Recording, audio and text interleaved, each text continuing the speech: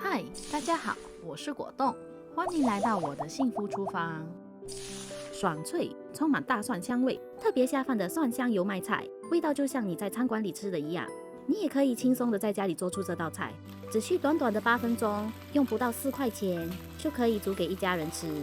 如果你爱吃油麦菜，那你绝对不能错过我的蒜香油麦菜。我们来看看所用的食材。将油麦菜洗净，切成5公分的段，沥干多余的水分。把蒜头切成薄片或切成蒜米。提前准备好调料汁，将高汤、绍兴酒、糖、香菇粉、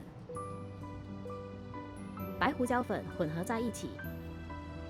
由于我使用的是浓缩的高汤，我加了一些水来稀释，搅拌均匀。准备好芡水，将水加入玉米淀粉中，搅拌均匀。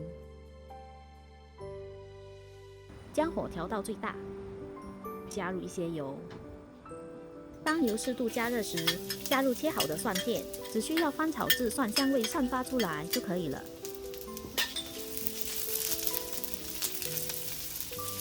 然后迅速将油麦菜放入锅中，继续翻炒。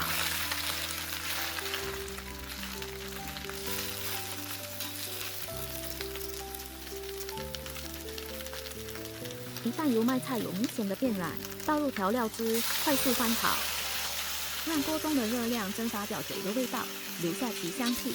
这个步骤不到1分钟就可以完成。炒蔬菜是一个非常简单和快速的过程，要保持鲜绿色的关键在于使用高温，并且提前准备好所有的材料。通过高温快速翻炒，可以防止蔬菜煮得过久而变黄变黑。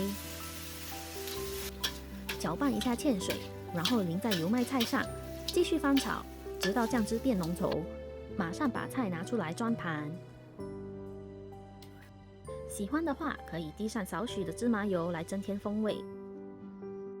蒜香油麦菜完成啦！快来试试这个食谱吧！记得留言告诉我你喜不喜欢。喜欢我们的视频，记得点赞、分享、订阅。